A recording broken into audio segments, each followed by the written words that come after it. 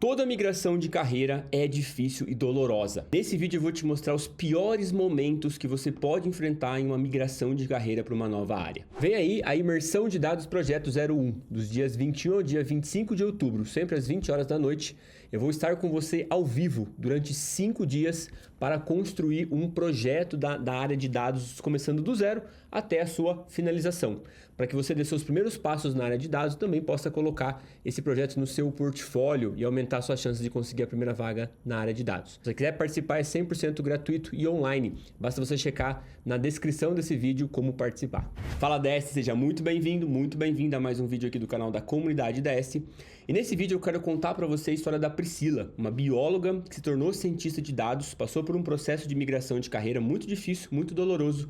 E eu vou passar por os pontos mais difíceis da jornada dela para mostrar para você os principais desafios que você pode enfrentar numa jornada. Então, se você já está pensando em migrar de carreira ou se você já está no processo de mudança de área, esse vídeo aqui vai ajudar muito você a entender os possíveis problemas que você vai enfrentar. Então já dá um like nesse vídeo e se inscreve no canal se você é inscrito para continuar acompanhando aqui os conteúdos da Comunidade DS. Bom, a Priscila, ela é uma aluna aqui da Comunidade DS, ela é formada em biologia e conseguiu a sua oportunidade como cientista de dados. Vamos passar um pouco aqui pelo depoimento que ela fez lá na nossa comunidade para poder entender quais são esses piores momentos que ela passou. Aliás, se você quiser participar da Comunidade DS, é gratuito, é só checar o link aqui na descrição desse vídeo para você se tornar membro gratuitamente, poder participar de tudo que a Comunidade DS oferece, tá bom? Bom, Priscila, no dia 2 de outubro, então é bem recente, escreveu o seguinte depoimento aqui na comunidade. Boa tarde, comunidade. É com muito orgulho e alívio que venho informar que sou contratada 245 da Comunidade DS. O meu processo não foi fácil, cheio de incertezas, crises existenciais e aquele sentimento que não ia dar certo como a maioria aqui. Agora, senta lá, vem história. Sou bióloga por formação e o fluxo da profissão acabou me levando a fazer mestrado e doutorado. Apesar de não ser o que eu realmente queria fazer, devido à falta de oportunidade de trabalho para biólogos e concursos escassos e muito concorridos, a pós-graduação era a única possibilidade que eu tinha de ganhar algum dinheiro, bolsa de estudos, enquanto eu tentava ganhar a vida. A Priscila seguiu um caminho tradicional da academia. Ela entrou como bióloga, entrou em ciências biológicas, se formou em 5 anos e devido à falta de perspectivas de trabalho na área da biologia, pelo menos do ponto de vista dela, ela seguiu o caminho tradicional de fazer um mestrado. E aí a Priscila contou para mim que ela foi influenciada por um professor que gostava muito da pesquisa dela e pediu para ela continuar essa pesquisa. Então isso reforçou um pouco a continuação dela para o mestrado. Ela fez mais 2 anos de mestrado, depois ela continuou a fazer o doutorado, e aí nesse doutorado foi que ela percebeu que ela estava meio sendo levado pela vida. Então ela estava aproveitando as oportunidades que apareciam, mas ela não tinha controle daquilo que ela gostaria de fazer. Ela queria ter um pouco mais de intencionalidade sobre a sua profissão. Então, o que eu vou fazer? O que eu realmente quero fazer? O que eu quero trabalhar? Como eu sou útil fazendo determinada coisa em tal função? Então ela queria ter pouco esse controle sobre o que ela gostaria de fazer. E essa parte é uma parte muito próxima do que eu vivi também como profissional. Quando eu estava na engenharia elétrica fazendo a minha graduação, e estava chegando perto de fazer o estágio obrigatório para a gente ganhar o certificado, o diploma no caso, eu acabei percebendo, através de algumas conversas com veteranos, que são pessoas mais velhas no curso que já saíram para o mercado, que o que eu estava estudando ali na engenharia elétrica, na verdade não ia fazer o menor sentido, porque eu iria trabalhar naquilo que o mercado tinha para oferecer. Então não importa se eu tivesse feito engenharia elétrica, engenharia civil, engenharia mecânica, engenharia naval. Na verdade, o que ia determinar o que eu ia trabalhar era o mercado. Quando eu tivesse formado, eu ia para o mercado e ia falar assim, tá, o que tem para trabalhar? Onde estão as oportunidades? Tem para você trabalhar com marketing, trabalhar com financeiro, trabalhar com não sei em qual área. E eu fiquei pensando, poxa, eu fiquei 4 anos estudando um negócio difícil pra caramba, que era elétrica, para entrar no mercado na posição que o mercado está pedindo para mim. Então, onde está o controle sobre as minhas decisões, Quando que eu sou a pessoa responsável por determinar a minha carreira? Então, o mesmo sentimento que eu tive lá atrás é o da Priscila aqui. Ela se levava pelas condições, então fez graduação, depois foi mestrado, depois foi doutorado, mas beleza, o que eu realmente quero fazer? Será que esse é o caminho que eu quero seguir? Muitas vezes nós estamos numa profissão, não porque a gente escolheu a profissão, mas porque as circunstâncias da vida nos levaram a chegar até ela. E talvez seja por isso que você está infeliz no seu trabalho e está procurando uma nova alternativa. Então, a Priscila, ela traz esse exemplo muito claro aqui pra gente. Vamos continuar. Os anos na pós-graduação em uma universidade federal me custaram muito caro, apesar de ser bolsista, pois a grande parte da minha bolsa ficava com remédios para ajudar a dormir, para acordar, para acalmar e terapia com psicólogo. Depois de tantos anos investidos em pesquisa, muita gente não consegue entender a minha decisão de abandonar a área. Porém, era um caminho que não ia me levar a lugar nenhum e só queria me fazer mal. Esse é um outro ponto importante. As pessoas que estão olhando a gente do lado de fora, elas estão olhando o investimento que nós estamos fazendo numa área. Então elas falam assim, poxa, mas você já estudou 5 anos, 6 anos, você vai jogar tudo isso fora para começar numa nova área. Essas pessoas, se elas são familiares, muitas vezes elas fazem isso por inocência, porque elas não sabem como exatamente nós nos sentimos e, portanto, elas querem nos proteger, do tipo, poxa, já investiu tanto tempo nisso, continua nisso, talvez você vai ir para uma nova área e não vai gostar. Então, muitas vezes, é um sentimento inocente mesmo. As pessoas querem o nosso bem, mas elas não sabem muito bem comunicar aquilo, pelo menos não consultam a gente sobre o que a gente realmente quer fazer. Portanto, você precisa tomar as decisões e não deixar de ser não ser influenciado pelas decisões externas, por essa pressão social. Porque, afinal de contas, é você com você. Só você sabe o que você está sentindo. Só você vive com você mesmo o tempo todo. Então, é muito importante separar isso. Entender que essas opiniões externas, elas são para o seu bem, só que de pessoas que não são capacitadas para te dar um conselho profissional. Então, é importante você identificar isso e tomar as rédeas mesmo da sua profissão. Porém, não foi todo ruim. Durante meu doutorado, eu tive a oportunidade de ir para a Itália, fazer parte da minha pesquisa e voltar ao Brasil. Eu percebi a realidade em que vivemos e que viver com medo e insegurança econômica não é normal. Isso me impulsionou a querer me mudar de vez para o exterior e ainda estou nesse processo. Bom, com o final do doutorado, que me assombra até hoje, eu comecei a explorar a possibilidade de trabalhar home office e a área de TI sempre foi uma grande paixão minha.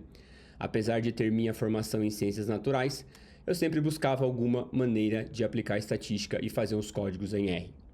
E no YouTube eu acabei conhecendo a área da ciência de dados, que é muito abordada na área acadêmica, mas inatingível para a maioria dos biólogos por diversos fatores. E nesse processo eu resolvi aprender essa tal da ciência de dados. A Priscila, a maior motivação dela de trabalhar com dados foi através dessa experiência que ela teve aqui na Itália. Ela queria muito morar fora do país, mas para ela validar o diploma dela como bióloga, ela precisaria fazer uma nova graduação lá na Itália. E aí na cabeça dela funcionava assim, poxa, eu fiquei 10 anos dentro da faculdade, 5 anos da graduação, 2 do mestrado, mais 4 do doutorado, agora eu vou ter que ir para a Itália para fazer mais 4 anos de biologia. Não existe uma outra profissão que eu possa mudar para o exterior sem ter que validar o meu diploma? E foi nessa pesquisa que ela encontrou a área de tecnologia, porque a tecnologia ela é usada no mundo todo.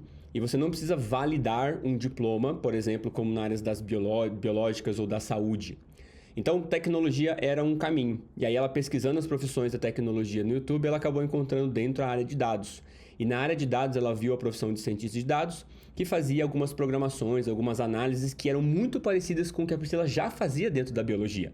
Então, a Priscila trabalhava durante o mestrado e doutorado com muitos experimentos na parte ali de zootecnia, que ela me disse. Então, ela fazia muitos experimentos, fazia muitas análises, calculava muitas correlações. Então, ela já sabia programação em R, que é programação clássica das pessoas da academia, sabia algumas técnicas da estatística. Então, a área de dados era muito próxima daquilo que ela já fazia. E ela diz aqui que é inacessível para os biólogos porque o biólogo não tem essa noção. A própria pessoa da biologia, quando ela escolhe ciências biológicas, ela ou quer ser professor ou pesquisador. Mas ela não entende que as habilidades que ela aprende na biologia, como programação, estatística, teste de hipótese, é super valioso para o mercado, em profissões da área de dados, seja como analista ou como cientista.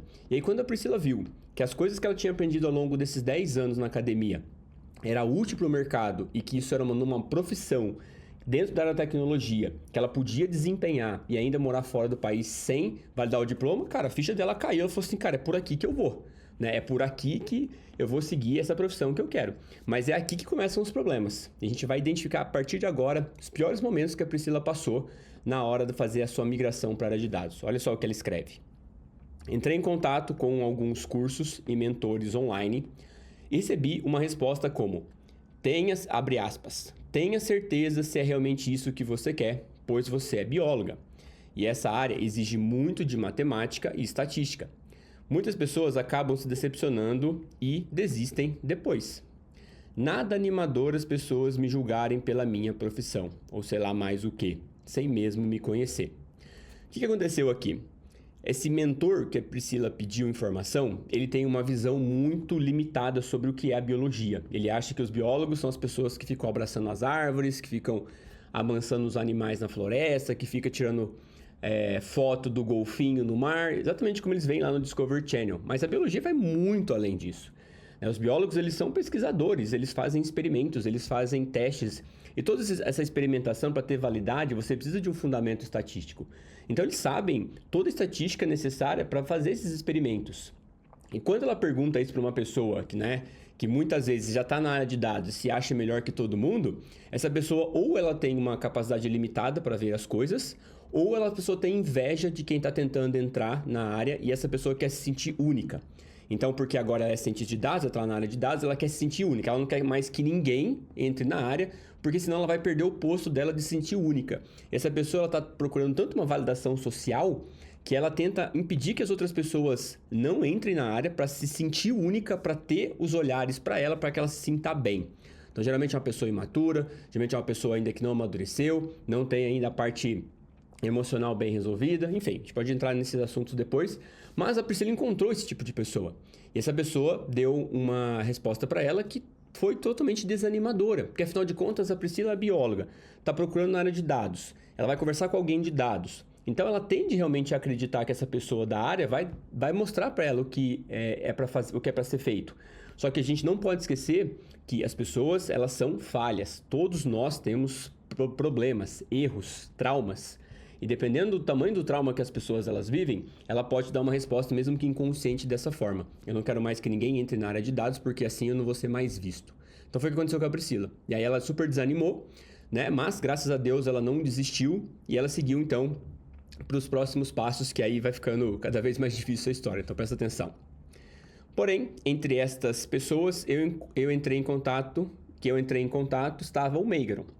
E numa caixinha de perguntas do Instagram, eu contei 2 linhas da minha história e ele repostou uns 3 stories, que eu tenho print até hoje, só explicando por que biólogos geralmente se dão bem na área da ciência de dados. E como se não bastasse, ele mandou o contato de 2 ex-alunas aqui da comunidade, que eram biólogas e atualmente se encontravam no mercado de trabalho como cientistas de dados. Diferença de tratamento que fala, né?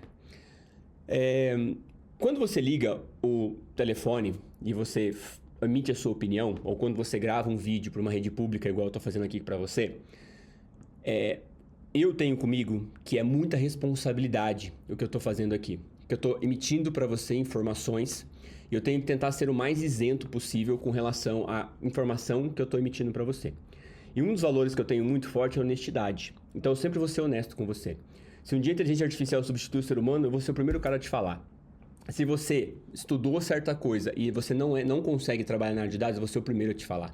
Eu vou ser o primeiro a te falar o que é bom na área de dados e o que não é bom. O que você ganha, o que você perde. Então, eu tenho essa honestidade muito forte comigo.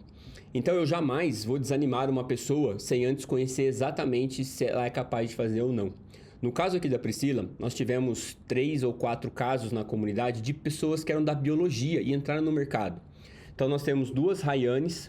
Uma está trabalhando na Globo e a outra está trabalhando na IBM. E tem uma terceira bióloga, que eu esqueci o nome dela, que está trabalhando numa empresa que faz estudos ambientais.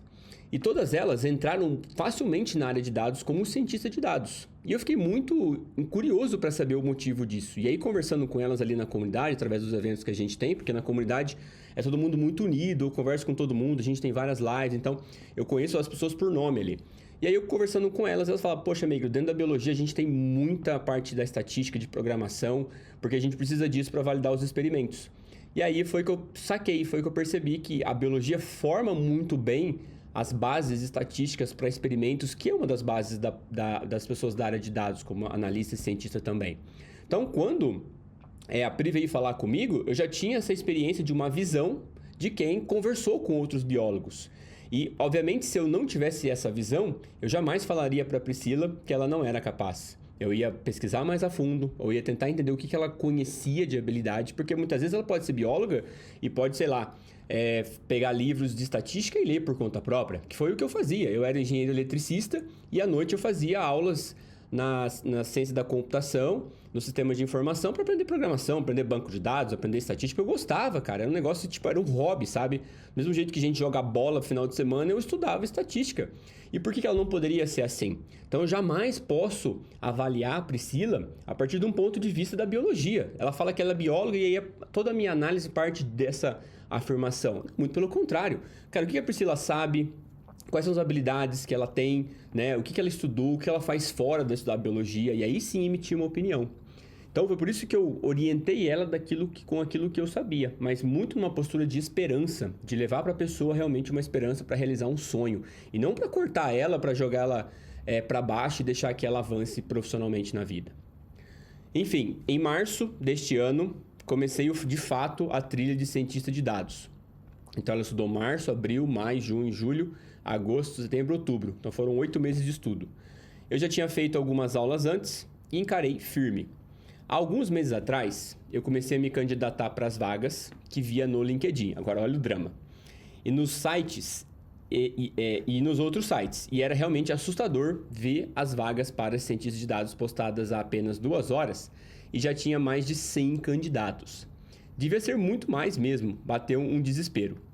Me candidatei a um total de 17 vagas. Na verdade, nem foram muitas, pois estava me candidatando apenas aquelas que eu achava que realmente tinha a mínima chance. Foi quando eu vi, olha só essa parte, um comentário de um expert em ciência de dados nas redes sociais que me desanimou total.